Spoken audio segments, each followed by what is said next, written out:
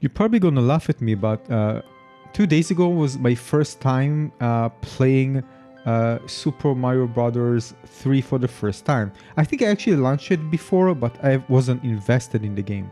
So I do plan to finish it, and I'm probably going to finish it in the upcoming days.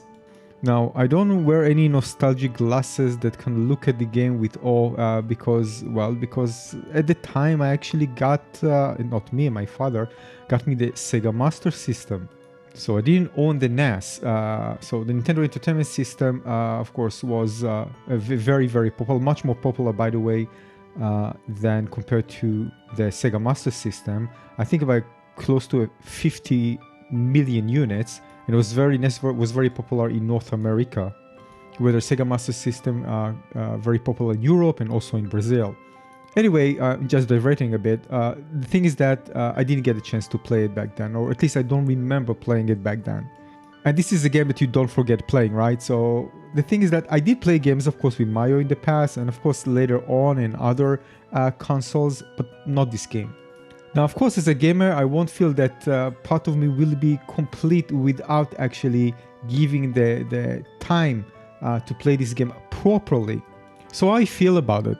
Well, let's talk about various aspects of the game as far as I perceived it playing it for the first time. The game is very, very challenging. I mean, the first time that I actually got into it, I save scammed this game like crazy. Because it was like one place I continue dying, and I can't just go back and play like a minute until I get to this and try. I needed to see what I'm doing wrong. I need to get used to the controls. So difficulty wise, the game is challenging, especially for new players. It takes time to get to the controls. It carries kind of an inertia that, you get kind of this momentum where you can actually move fast and you're going to jump fast. So this is something that you need to get used to. All right, so that aside, in terms of visuals, well, I compared it in my previous video to Wonder Boy, and of course I told you in the previous video, you can check it out, that Wonder Boy of course ran on the Sega Master System, which was much more powerful system. I mean hardware specification wise. And you can actually see it when you look at Wonder Boy from 1986, the Sega Master System version compared to this one. Now, I do plan to play it also in CRT, but I played it also with the CRT filter that is available because I played it on the Nintendo Switch. And to be honest with you, some games I prefer with CRT filters, but this one actually looked great on LCD as well. It just looked like it taken out of a comic book. It just looked really cute, and the colors are really nice. It's not as inviting, for example, as Wonder Boy in terms of colors, vibrancy, and cheerfulness. Now, the more I progress, the more I realize have kind of dark tone to it. So this is why the blacks are kind of being used more. It's more dramatic. So again, I just understood the reason kind of behind it just by playing it. It's also a very massive game. It has so many levels, so it will take me, of course, time to complete it. And I'm no speedrunner in this game for sure. I'm actually struggling. Another thing is I really like is how diverse the different levels they introduce to you. First of all, it just starts very well with the basics, and then you introduce with new mechanics, so it doesn't really overwhelm you, especially at first. And then it can more challenge you with other things that you need to have kind of a more be on the move, otherwise you won't gonna make it. It took me time to realize how to activate the inventory as well, which is kind of awkward because I only realized this on the second world. But once I realized that things got actually easier, and of course I was able to progress at areas that I was stuck. Aside from, it just make the game more fun and more dynamic. There are also options for finding some secrets, which I find a few. Later on, I kind of just Googled things a bit. I didn't get into it that much because I didn't want to spoil things for myself. But there are options to skip levels and find secrets. So I'm not going to look at it right now, only after I finish the first playthrough.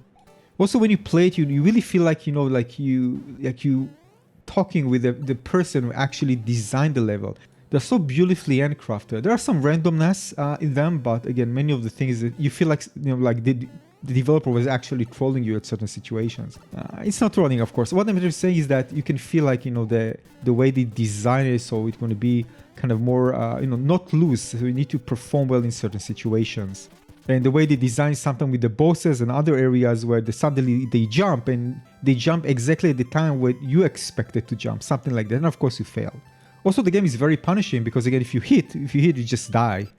Unless you have power-ups and such. So it reminds me kind of more of a Souls-like game experience where you're going to die a lot. And the thing is that I didn't remember, at least not that clear, that many of the classic games were just very challenging games. But back in the day, I don't think that I was actually frustrated as an adult. Sometimes I can get frustrated when I just die too much. But Souls-like game actually taught me to be more patient with that.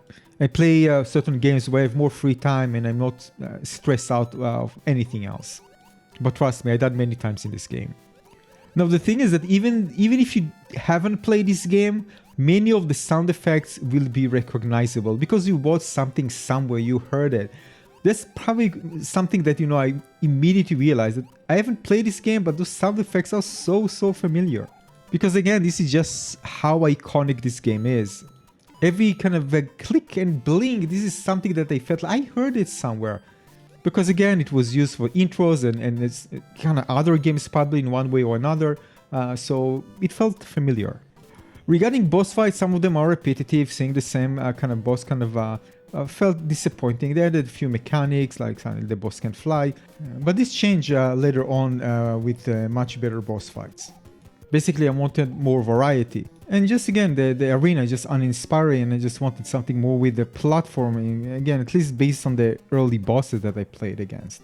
In terms of music, by the way, the music is great, but not as good as Wonder Boy. But maybe, again, I'm totally biased here, because, again, music is really connecting you to those memories in the past.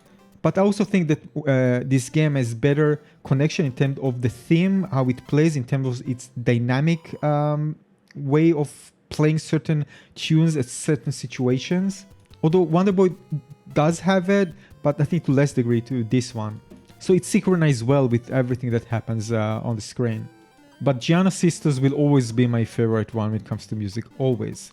So Giana System, when it comes to music, just take them both and put it in its little pocket. Not that I try to undermine the others. Actually, I like them, but Giana System music is just something else. I also like the transformation of the character. You can get big and you have the ability to fly. And you can, like here you can see him big. So it's really cool having transformation in this game. Also, I actually saved some of the items, to areas where I kind of struggle, which actually I think is very important. So there will be some really tough areas, but if you save several items and not use them, you can use them at the right time and help you progress. So using item inventory add kind of a more strategic depth to the game. So what can I tell you? Each level that I play just feels like it's just packed with ideas, just so much thing to discover. And I'm pretty sure I'm missing lots of other stuff. And I'm just thinking with today's state of mind and just thinking about playing this game back then, it's going to be mind-blowing. So you can definitely understand why so many other developers were inspired by this game and still getting inspired until this day. So bottom line, my first impressions with this game are just, well, this game is very satisfying to play. Can't wait to continue my journey in the upcoming days. Probably going to finish in about 2 days. So bottom line is I am having a blast so far, and trust me, if it wasn't a good game, I'll just move on to the next one like I did with so many other games. Love this game. Thanks for watching.